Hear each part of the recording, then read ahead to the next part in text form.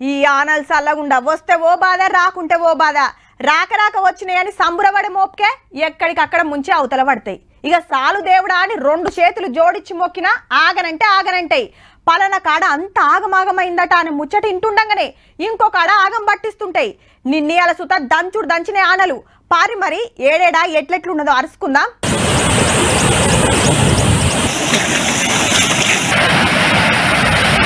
ఖమ్మంలు ఇంకా తగ్గుతలేవు వరదలు. నిన్నయాలు ఇంకో మళ్ళీ కరుచుకునే వరకు మళ్ళా మునుగుడే. నాలాలు కబ్జాలు అయినందుకే ఎటు పోను సందు లేక నీళ్ళని ఇళ్ళకి వచ్చి ముంచుతున్నాయట.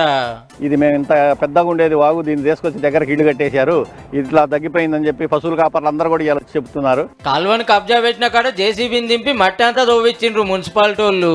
గీడ సగం బడ కబ్జా పెట్టి రేకుల షెడ్ వేసిర్రు పుణ్యాత్ములు. గిసంటోళ్ళు చేయబట్టే 10-12 రోజులైనా వరదలనే ఉంటున్నాయి షాన్ ఏరియాలు.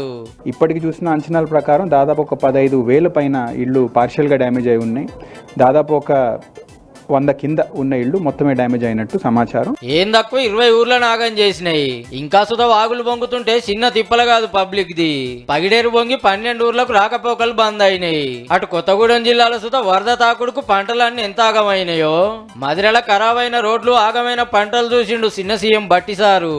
ఏం రందిపడకూరి అందరికి ఆసరైతం అన్నాడు.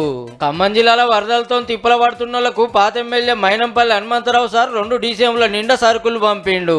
ములుగు జిల్లా మేడారంలో 100 ఎకరాల్లో పంట నష్టపోయిరు రైతులు. ఈ ప్రభుత్వం 10,000 రూపాయలు ఎకరానికి ఇస్తామనే ఒక హామీ అయితే ఇచ్చారు. ఆ రైతులు ఈ 10,000 కోసం ఎదురు చూస్తా ఉన్నారు. అధికారులు వచ్చి ఈ సర్వే చేసి ఈ రైతులకు ఈ 10,000 రూపాయలు అందించాలని. మహిబాద్ జిల్లాలో సుత ఆగమే ఉన్నది. బయ్యారం పెద్ద చెరువు బొంగింది. వాగులు వంకలు అన్ని రోడ్ల మీదకి వస్తున్నాయి. వాగులు బొంగి ఎటు పోరాకుండా అయిన దొరవారి తిమ్మాపురం పబ్లిక్ 8 కిలోమీటర్లు నడుచుకుంటా ట్రాక్టర్ల మీద వాగులు వంకలు దాటుకుంటా సరుకు సౌదలు పంచిండ్రు పోలీసులు. డోర్నకల్లా కాంగ్రెస్ లీడర్లు పోలీసులు ఆసరైనరు పబ్లిక్. వికారాబాద్ నుంచి ఆదిలాబాద్ దాకా గట్టిగానే అరుచుకునే వరకు బొగ్గు బాయిల్లో బొగ్గుతో కూడా ఆపేసిండ్రు. ఇక పట్నంలో పొద్దటి సంది మబ్బుల పట్టే ఉన్నది. పొద్దుముక దంచుడు దంచితే వరదల బారుడు, ట్రాఫిక్ జామ్ అవుడు.